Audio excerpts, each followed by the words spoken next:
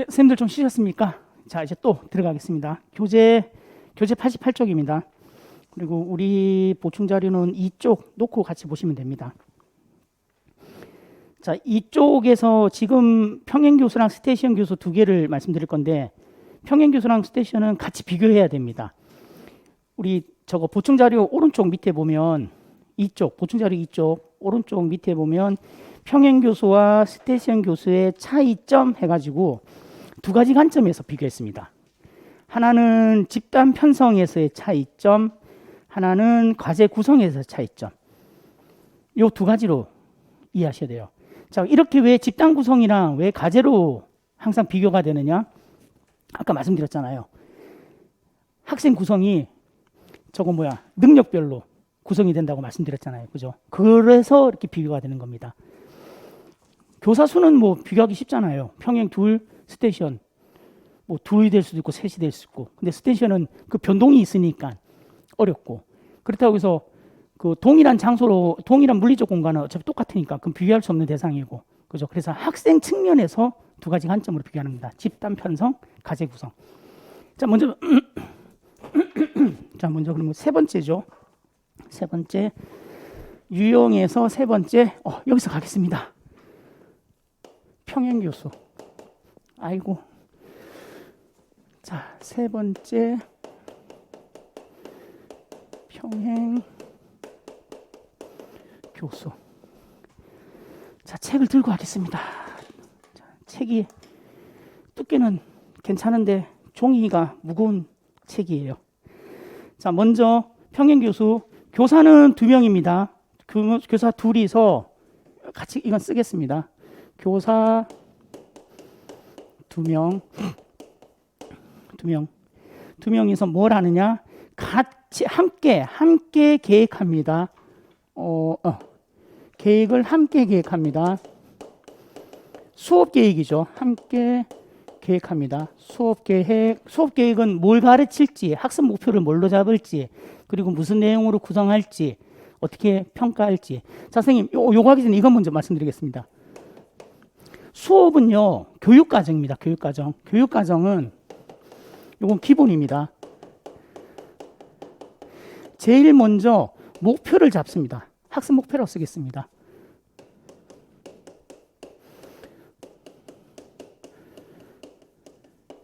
학습 목표, 뭘 가르칠지. 그죠?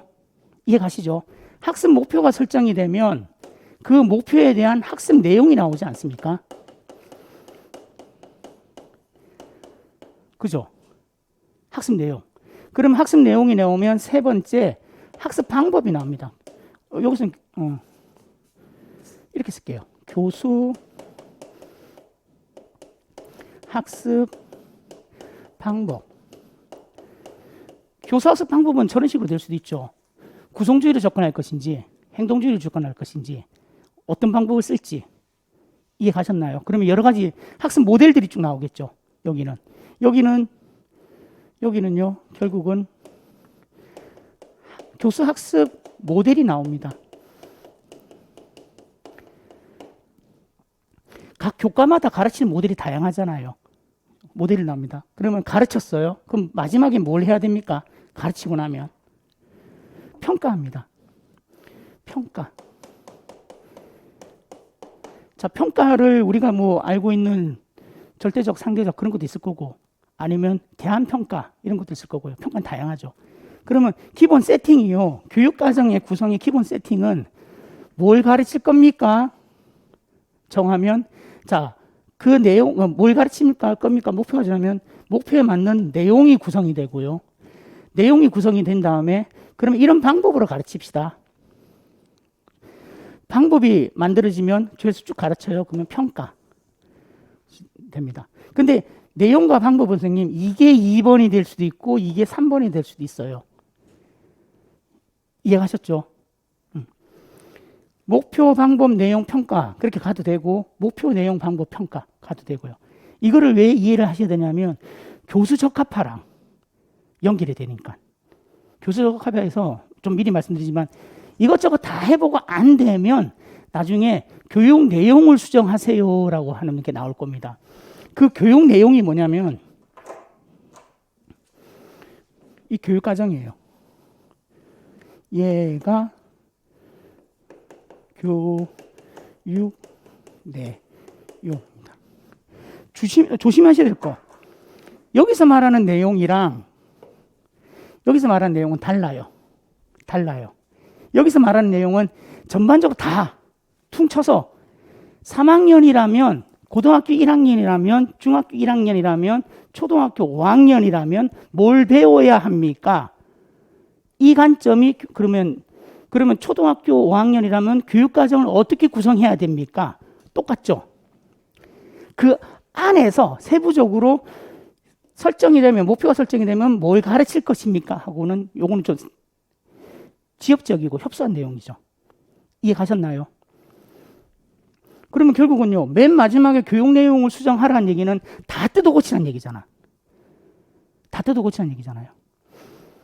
그러니까 교육 내용을 마지막에 적용할 수밖에 없어요. 왜? 교육 과정을 새로 설정하는 거니까. 나중에 나올 겁니다, 선생님. 일단은 이렇게만 적어 놓으시고. 자, 일단 평행교수 갑니다. 아이고, 예. 함께 기획합니다. 그리고 보면 다양한 수준의 학생이 섞여 있는 두 그룹입니다. 두 그룹인데, 학생은 두 그룹입니다. 일단 쓰겠습니다.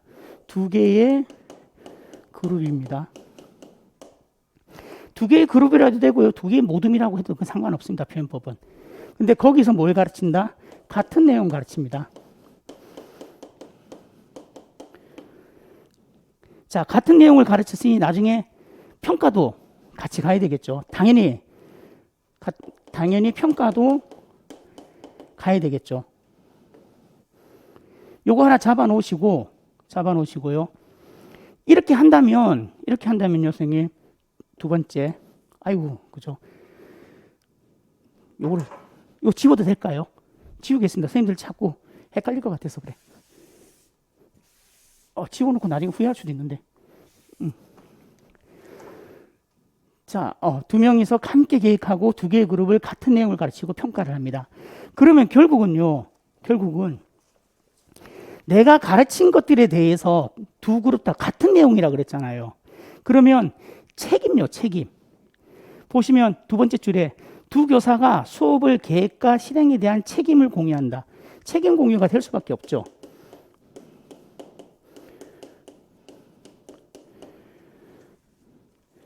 왜 책임을 공유해야 돼요? 같은 내용을 가르쳤으면, 똑같은 내용을 두 명의 교사가 가르쳤으면 A그룹과 B그룹의 평가 결과가 차이가 나야 됩니까? 비슷해야 됩니까? 비슷해야 되죠. 차이가 난다면 누군 잘 가르치고 누군 못 가르쳤다는 얘기예요. 그러면 선생님의 책임을 다 안 했다는 얘기지.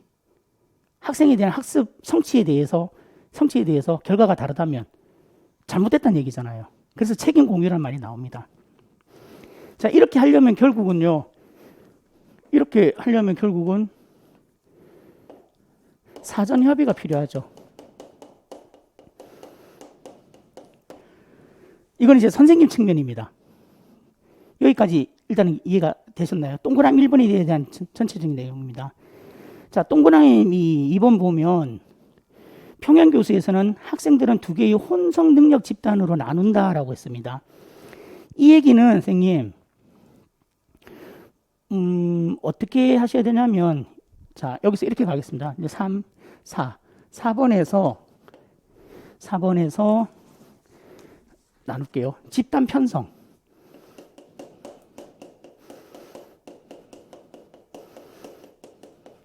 집단 편성에서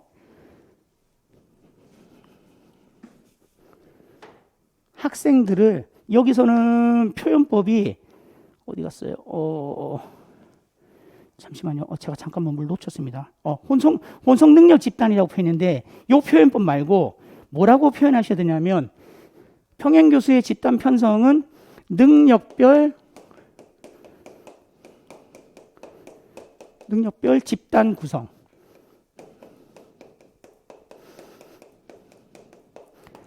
혹은요, 능력별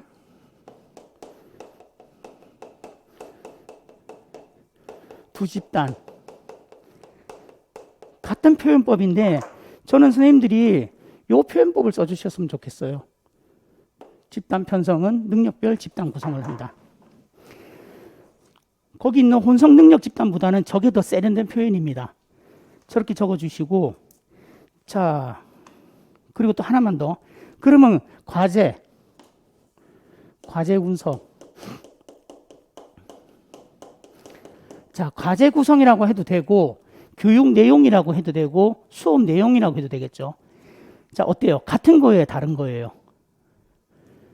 같은 내용이잖아요. 같은 내용인데 그거를 뭐라고 표현하냐면, 협력교수에서는 뭐라고 표현하냐면, 단일 과제라고 표현합니다. 자, 요 두 개 표현법은 기억해 주셔야 됩니다. 선생님, 같은 내용이라고 해도 되지 않나요? 해도 돼요. 해도 되는데, 이게 더 교과서적으로 맞는 표현이에요. 그래서 요 표현법을 추천드리고 싶습니다. 그리고 이걸로 기억해 주셔야 합니다. 그냥 생각하지 마십시오.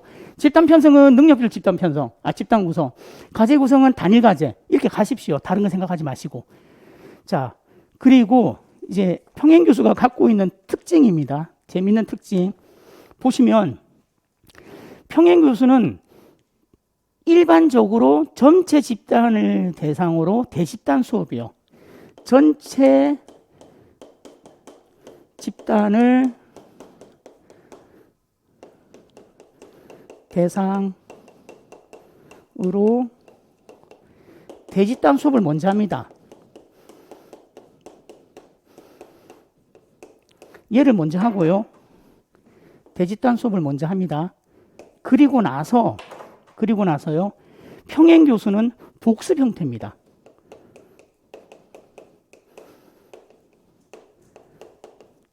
평행 교수는 복습 형태로 이루어집니다. 핵심은 얘예요, 얘. 핵심은 복습 형태예요. 평행 교수는 복습하기 딱 좋은 형태입니다. 그래야지만이 선생님 학생들의 성취가 비슷하지 않을까요? 그죠? 근데 물론 이렇게도 하지만 또 뭐도 하냐면요.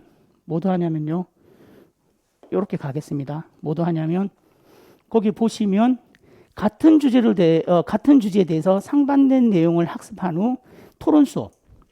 같은 주제. 왜 같은 주제냐? 과제가 동일하니까 같은 주제에서 상반된 내용. 같은 주제의 상반된 내용.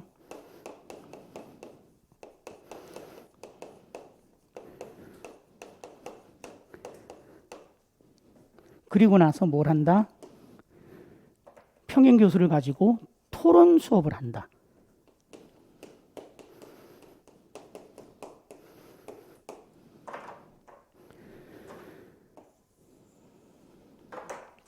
그러면 결국은요, 이렇게 잡아주셔야 되죠.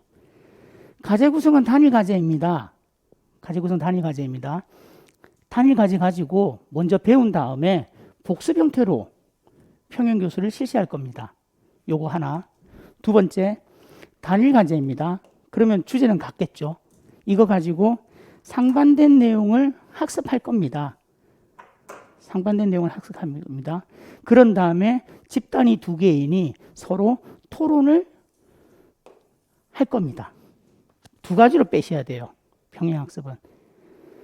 자, 제가 이렇게까지 하는 이유는요. 협력학습은 쉽게 나오면 얼마든지 쉽게 나와요. 지금까지 쉽게 나왔어요. 근데 이걸 한번 마음먹고 정말 제대로 알고 있습니까? 모르겠습니까? 라고 물어보려면 여기까지 들어가요. 그래서 여기까지 공부해놔야 됩니다. 문제 어떻게 나올지 모르지 않습니까? 쉽게 나오면 너무 감사한 거고요. 감사합니다고 문제 풀면 되는 거고. 깊이 있게 나오면 우리는 공부했으니 당연히 답을 쓸 수 있는 겁니다. 자, 이렇게 평행교수 개념 잡아주시고 그러면 장점으로 보시면 여기 가겠습니다. 장점 6번.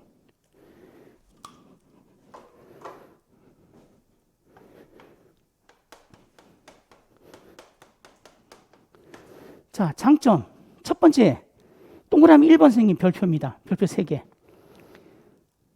장점에 동그라미 1번 별표 3개. 효과적인 복습 형태를 제시한다. 장점, 복습.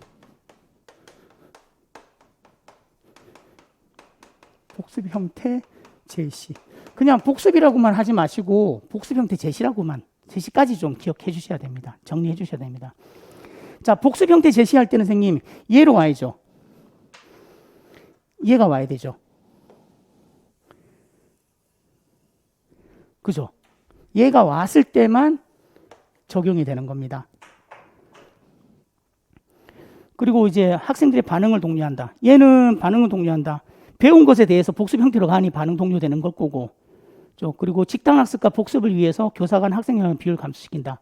34명이라고 치면 반을 퉁 쳤으니까 17명씩 숫자가 줄어들었으니까. 그죠?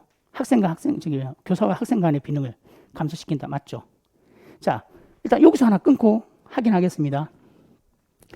평행교수가 나오면서 복습 형태로 장점을 제시하려는 문제가 지문에 출제가 된다면 그 지문 구성은 얘로 가야 돼요. 이해가셨죠? 지문 구성이 자, 두 교사가 이야기를 합니다. 대화를 합니다. 선생님, 오늘 우리 다음 시간에 우리 수업을 전체적으로 수업하고요. 그리고 나서 둘로 나눠서 복습 형태로 평행교수를 하는 게 어떨까요? 이렇게 대화를 했어요. 그래서 그 복습 형태에다 밑줄 쫙 껐어요. 그러니까 전체 학습에다 밑줄 쫙 껐어요. 여기서 얻을 수 있는 평행교수의 장점을 쓰세요라고 하면 얘를 써야 된다고요. 얘가 답이에요. 선생님, 그러면 반응을 독려한다. 답 안 돼요. 학생 간 비율을 감소시킨다. 답이 안 돼요. 얘만 답이에요. 그래서 2번, 3번은 같이 묶으셔서 학생 숫자라는 개념이요. 학생 수라는 개념에서는 얘 둘이 답이 될 수 있어요. 그러면 이거죠. 다시 말씀드립니다. 두 교사가 얘기합니다. 뭐 어쩌고저쩌고 얘기하면서, 자, 평행교수를 위해서 두 집단을 나눠서 수업을 해요. 라고 한다면 1, 2, 3 다 답이 될 수 있어요. 그럴 때는. 근데 그게 아니고 지문 구성에서 우리 다음 수업에서 오늘 배운 내용, 이번 주에 배운 내용을 가지고 다음 주에 평행교수 형태로 두 집단을 나눠서 수업을 해요. 했습니다. 그러면서 배운 내용을 뭐 상기시키고 어쩌고저쩌고가 나옵니다. 그럴 때 답은 얘밖에 없다고요. 이해 가셨나요? 무슨 말인지 이해하셨어요? 학생 숫자를, 그러니까 학생을 두 집단으로 나눠요. 학생 수에 대한 지문만 나와. 둘로 나눠요. 숫자를 떨어뜨려요.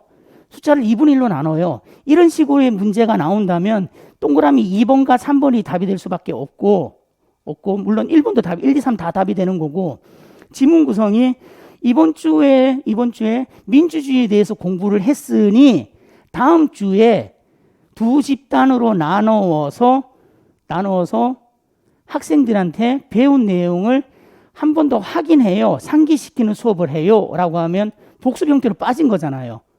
그럴 때는 답을 이걸 써야 된다고요. 그럴 때는 장점이 무엇입니까? 효과적인 복습 형태로 제시한다. 이해 가셨어요? 문제 어렵게 나오면 제가 지금 말씀드린 문제가 나온다는 거죠. 이해 가셨어요? 예, 이해하셔야 됩니다. 그러면 단점이요, 단점. 7번 단점. 이렇게 쓰겠습니다. 이 내용으로 지문 구성이 되어서 출제가 되면 얘가 답. 이렇게 쓰면 좀 되겠죠. 단점. 자, 각각의 집단에서 동일한 수준의 내용을 성취하기가 어려울 수 있다. 얘를 동일한 성취의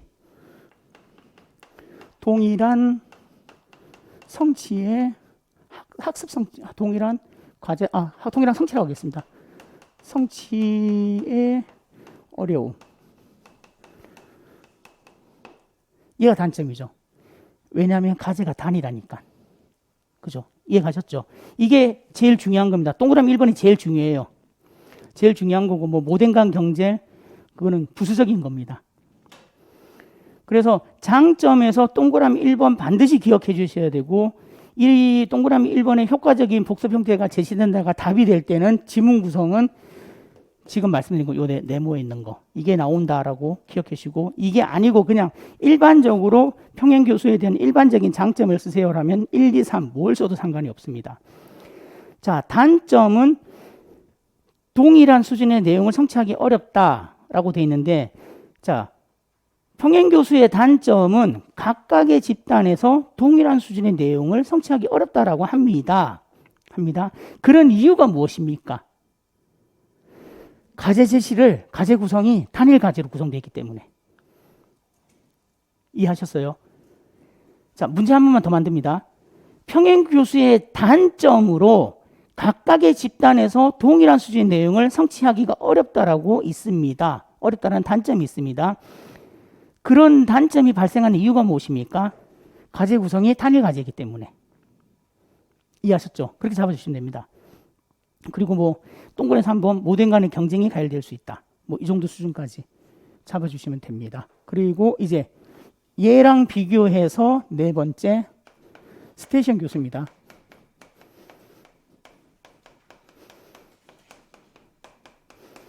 스테이션 교수 들어갑니다. 스테이션 교수는 교사가 2명일 수도 있고 3명일 수도 있어요. 그래서 교사 수를 한정 짓지 마십시오. 교사가 2명일 수도 있고 3명일 수도 있습니다. 자, 이거를 결정하는 기준은 스테이션의 수라고 생각하시면 됩니다. 근데 2명밖에 없는데 스테이션이 3개를 구성해야 돼. 그러면 1번, 2번은 그러면 T1 하나, T2 하나, 그리고 또 뭘 잡으면 되냐면요. 독립적인 학습 스테이션.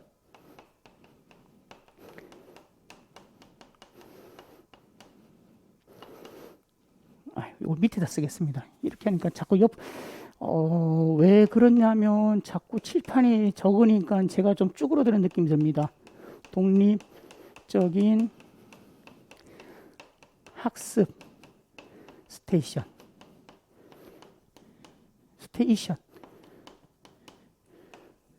요렇게 3개.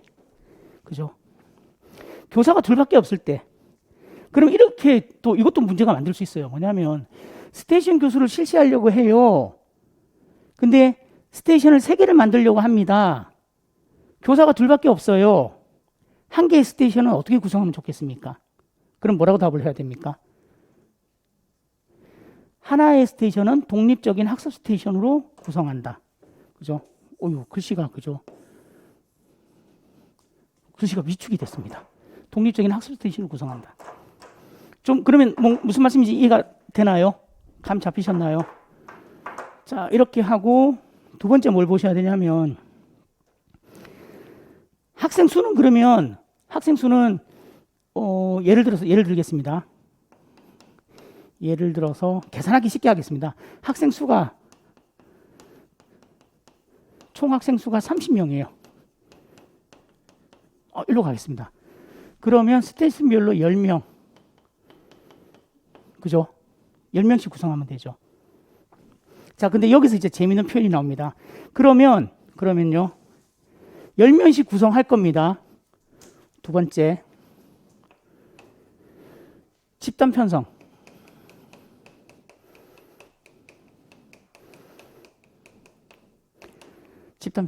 얘들의 집단 편성은 어떻게 될까요? 이렇게 표현합니다. 전략적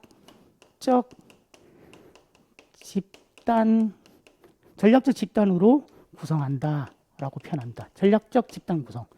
선생님, 능력별, 전략적 무슨 차이예요?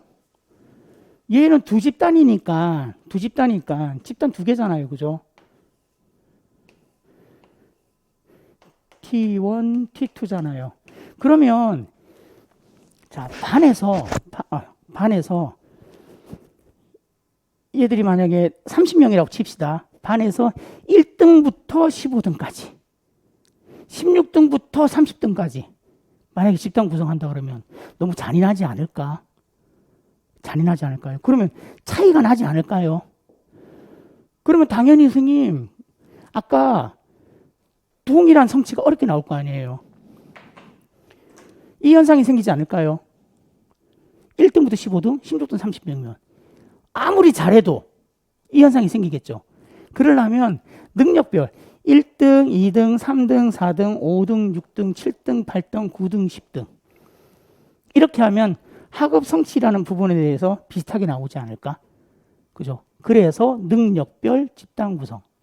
수준이 합편 안 해요. 능력별. 그 조심하셔야 돼요. 능력별 집단 구성. 그러면 얘는 왜 얘들은 선생님 전략적 집단 구성입니까? 스테이션 3개라며. 스테이션 3개라며요. 스테이션 3개에서 주어지는 과제들을 수행해야 되잖아요.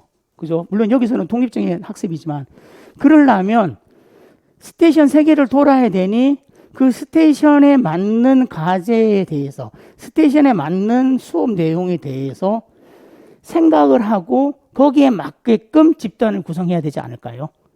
그래서 선생님이 전략적으로 집단을 구성합니다 라고 표현하는 거예요. 잡히셨나요? 자, 그렇게 집단을 구성하고 그러면 얘들도 이제 과제를 볼게요. 과제 구성.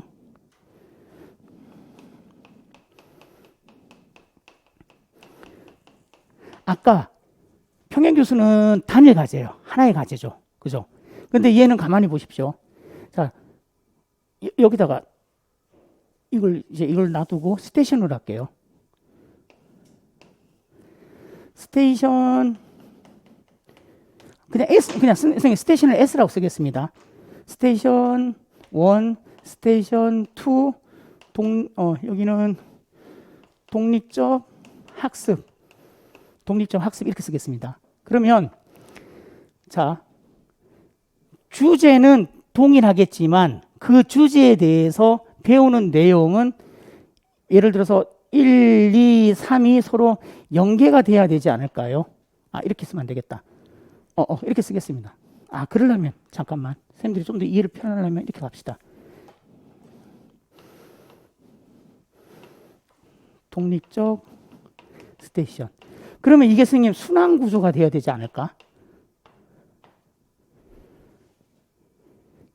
자, 무슨 말이냐면 스테이션 1의 내용과 스테이션 2의 내용이 전혀 다른 내용이라면 학생들이 혼란스럽지 않을까요? 학습 목표에 대해서는 동일하겠지만 거기 주어지는 내용은 다를 수가 있잖아요. 근데 그 내용이 서로 연계성을 가져야 되지 않겠냐는 거죠. 이해가셨어요? 그래서 과제 구성은 뭐라고 한다? 다른 과제다. 과제 자체는 달라요. 스테이션 1과 스테이션 2의 과제는 달라요. 하지만 서로 연계성은 있어. 자, 얘들은 만약에 민주주의에서 배웠다면 그러면 얘들은 민주주의에서 배울 건데 민주주의의 법. 그죠? 이럽시다. 민주주의의 역사. 민주주의에 대한 구성하는 법 체계. 근데 서로 다른 내용은 우리가 내용 자체, 과제 자체는 다르지만 연결돼 있는 구성 방법이잖아요. 그리고 여기서는 공부했던 내용을 스스로 학습. 이해가죠? 그래서 얘들은 다른 과제고 또 하나 뭘 잡으셔야 되면 독립적인 학습을 잡아야 됩니다.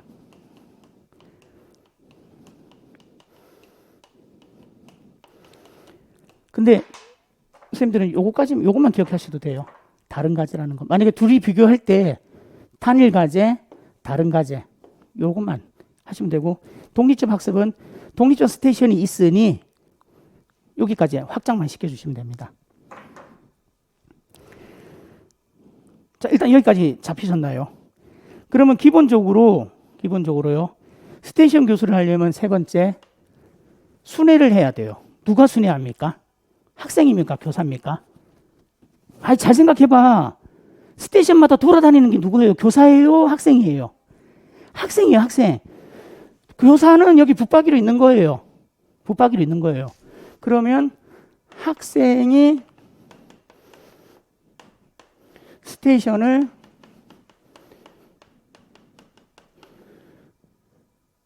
순회하는 거죠. 학생입니다. 놓치면 안 됩니다. 자, 그리고 아까 여기 독립적인 학습 스테이션은 여기는 독립적인 학습 영역이라고 생각하시면 되고요. 여기는 독립적인 학습 영역. 얘가요, 선생님들 이렇게 질문할 수 있어요, 교수님들이. 개별 학습 아니면 스스로 자기 점검. 용어는 다양하게 나올 수 있어요.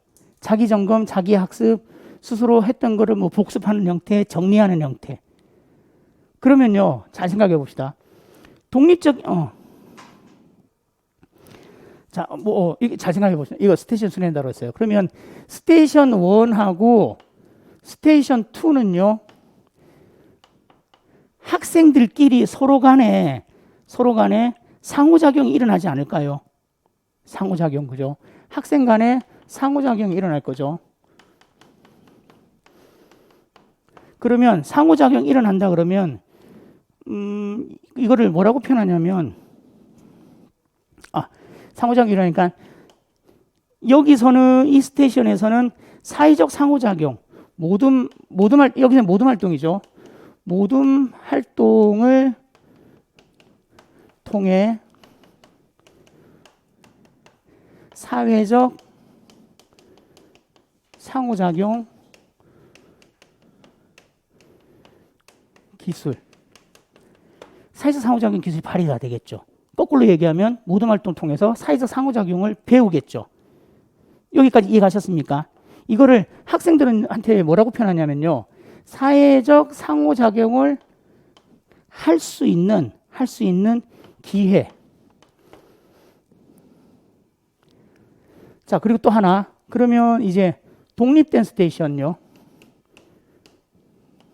독립된 스테이션. 얘는 혼자 공부하는 거죠.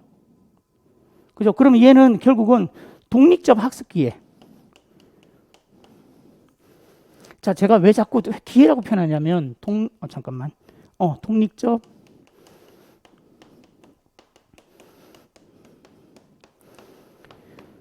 우리 선생님, 협력교수 맨 처음에 얘기할 때 학생들에게 학습을 할 수 있는 기회가 제공됩니다 라고 얘기했죠. 그래서 계속 협력학습에서는요, 기회라는 용어가 등장하는 거예요. 사회적 상호작용을 할 수 있는 기회, 독립적 학습을 할 수 있는 기회. 근데 이 독립 스테이션은 독립적으로 학습을 할 수 있는 기회인데, 결국은 따지면 무슨 기술이 필요해요? 독립적 학습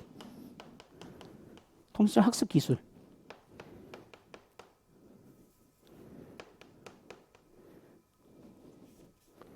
독립적 학습 기술이 필요한 거죠. 그러면 스테이션 교수는 기본적으로 스테이션 1과 2에서 상호작용이 일어나서 모든 활동을 통해서 사회적 상호작용 기회가 생기는 거죠. 그죠? 그러기 위해서는 이 친구는 상호작용 기술이 필요한 거죠. 잡히나요? 다시요. 학생들이 스테이션을 순회해 학습 내용이 존재하는 스테이션 1과 2에서는 상호작용이 일어나야 돼. 그죠? 그러려면 모든 활동을 통해서 사회적 상호작용을 할 수 있는 기회가 먼저 생겨요. 그러려면 학생들은 사회적 상호작용을 할 수 있는 기술이 필요해요. 맞죠? 독립된 스테이션에서는 독립적으로 학습할 수 있는 기회가 생겨요. 그러려면 독립적으로 학습할 수 있는 기회가 필요해요. 여기까지 일단 잡히셨습니까? 자, 그러면 여기서 하나만 더 들어갈게요. 장애 학생 입장에서 생각합시다. 통합교육에서.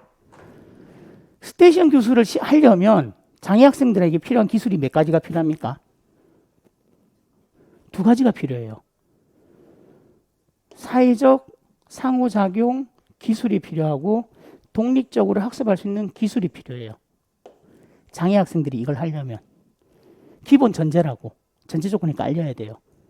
그러면 장애 학생이 들어가 있는 상황에서 스테이션 교수를 한다 그러면 쉽지 않겠죠. 부정적인 관점에서 보면. 자, 긍정적인 관점에서 보면 장애 학생이 들어가 있는 수업을 스테이션 교수로 실시하려고 합니다. 그러면 장애 학생은 결국 두 가지 기술을 성취할 수가 있는 거죠. 양날의 검이죠. 부정적인 관점에서 보면 두 개의 기술이 필요하니 어려워요.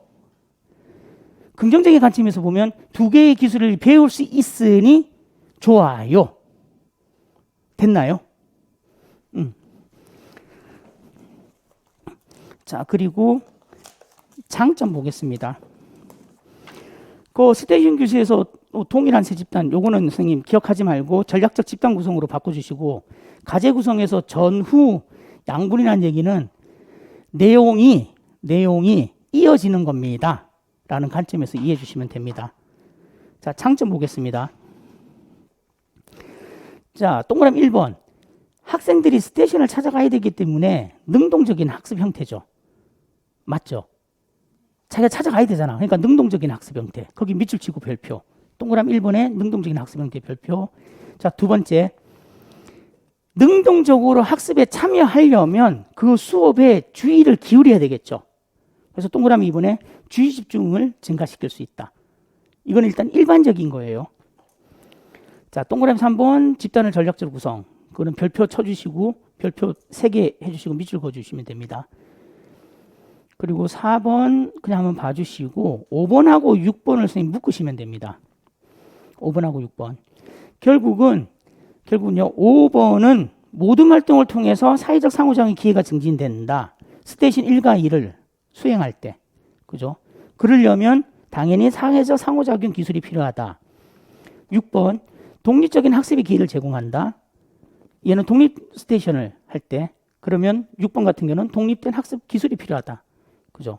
그렇게 잡아주시면 됩니다. 자, 협력 교수는 계속요, 선생님, 우리가 개념에서 얘기했던 거 학습의 기회를 제공한다라고 했으니 계속 기회로 들어가는 거예요. 개념에 충실하게 지금 소술하는 거지 않습니까? 그래서 처음에 개념에서 제가 선생님들한테 쭉 칠판에 쓰면서 말씀드린 겁니다. 중요하다고 말씀드린 거 그거예요. 개념에 계속 충실해서 그 다음 것들이 설명이 되고 있으니까. 단점 보겠습니다. 단점. 일단은 동그라미 1 같은 경우는 선생님 입장에서는 많은 계획과 준비가 필요하죠. 스테이션 1, 2, 3을 구성해야 되니까. 그리고요. 3개의 스테이션을 움직여야 되니까 공간이 넓어야 되죠. 근데 지금 우리나라 교실 사이즈로 따지면 교실 안에서 스테이션은 굉장히 시끄러울 거예요. 막 그냥 진짜 시골 장날 같을 거예요. 그렇기 때문에 이거를 뭐 특전 다른 공간이라고도 생각하셔도 됩니다. 자, 그래서 단점은 넓은 공간이 필요하기 때문에 시끄러울 수 있다. 안 되면 교실 2개, 3개 그냥 묶어서 뭐 1반은 1스테이션, 2반은 2스테이션, 3반은 뭐 독립된 학습 이렇게 잡아도 되고요. 상관없어요. 근데 어쨌거나 저쨌거나 애들 움직일 때 선생님 이동할 때 절대 조용하지 않습니다. 그거 바라시면 안 됩니다. 학교에서 애들이 조용할 거라고는 절대 생각하지 마십시오. 애들의 존재 자체는 시끄럽습니다. 시끄럽습니다. 그 아이들의 입을 다물게 만들려면요. 한 가지 방법밖에 없어요. 먹을 거 주면 돼요. 먹을 거 줘도 시끄러워요. 그렇기 때문에 아이들이 이동한다, 학생들이 이동한다, 조용할 거라는 건 절대로 상상하지 마십시오. 그건 선생님들이 상상할 수 있는 범주가 아니에요. 그러니까 당연히 스테이션은 학생이 이동했으니 시끄러운 건 당연한 거예요. 그러면 선생님 뭐 시끄러운 거 당연한데 괜찮지 않아요? 근데 학교에서 수업이 이루어지잖아요. 학교에서. 옆반 수업에 방해가 되잖아요. 한번 극단적으로 표현해 볼까요? 옆반에서는 이번 시간에 무슨 수업을 할 거냐면요. 명상 수업을 할 거예요. 요가, 명상. 1반에서는 요가 수업을 할 거예요. 2반에서는 스테이션을 구성했어요. 일반 수업이 될까요? 안 되죠. 그렇기 때문에 아동들이 이동할 때, 학생들이 이동할 때 시끄럽다는 게 문제가 되는 게 뭐냐면 그 자체, 존재 자체는 시끄럽기 때문에 괜찮아요. 인정해주면 돼요. 학생은 원래 움직일 때 시끄러우니까.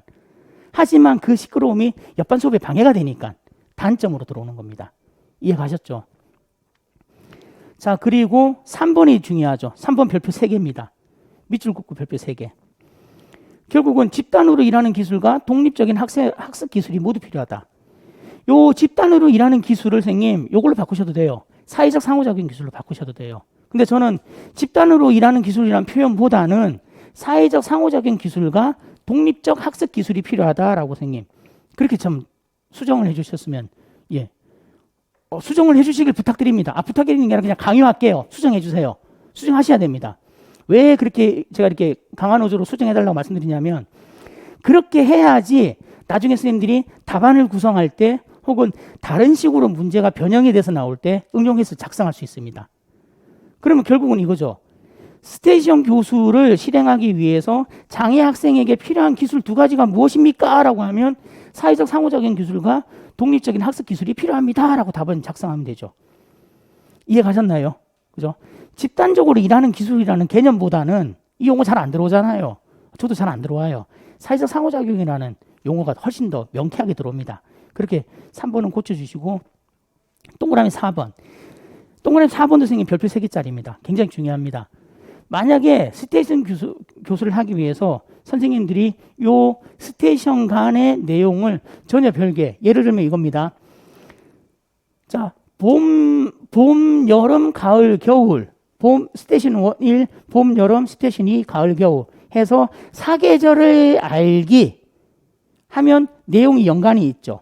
아이들이 그러면 뭔가 연계성, 그냥 계열성을 따라서 수업이 가능하죠. 그런데요. 스테이션 1에다가 뭐라고 구성하냐면 시에 대해서 알기. 스테이션 2에는요. 패럴로 올림픽에 대해서 알기. 완전히 다르죠. 그럼 애들 인지적 부조화가 생기죠. 그래서 4번이 나오는 겁니다. 각각의 활동에 연계성이 없는 경우 학습에 효과가 없다. 학습에 효과가 있다 없다 굉장히 중요한 겁니다. 왜? 우리는 교육자니까.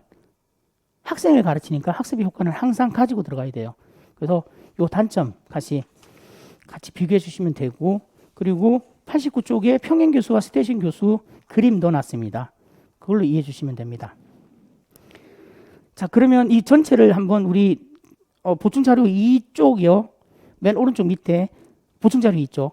평행 교수와 스테이션 교수의 차이점 요거로 한번 보겠습니다. 마무리하겠습니다. 자, 집단 편성에서의 차이점. 평행 교수는 능력별 두 집단으로 구성하고 스테이션 교수는 집단을 전략적으로 구성한다. 혹은 스테이션 교수는 전략적 집단 구성을 한다라고 해도 돼요. 괜찮아요. 이 문장도 괜찮고 선생님들이 지금 우리가 배운 어디 갔노? 전략적 집단 구성. 전략적 집단 구성. 여기 있다. 전략적 집단 구성으로 선생님 바꿔도 됩니다. 선생님들이 편한 걸로 해주세요. 그 다음에 과제 구성에서의 두 교수의 차이점. 평행 교수는 단일 과제, 그냥 단일 과제라고 하십시오. 뭐 같은 과제, 동일한 과제보다 그냥 단일 과제라고 그냥 정해버리시면 됩니다. 단일 과제를 동시에 각 집단에서 교수하지만, 그렇죠? 맞죠? 스테이션 교수는 수업 내용을 나누어 거기를 다른 과제라고 표현해도 돼요. 수업 내용을 나누어 거기를 다른 과제.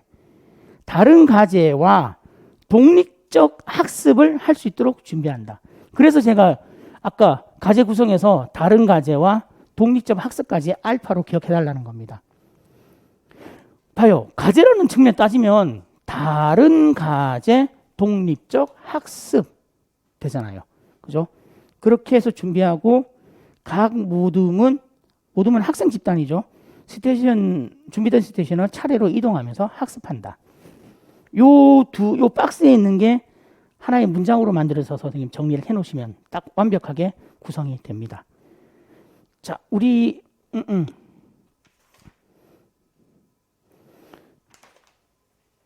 잠깐만 쉬었다가 점심 먹고 시작하겠습니다.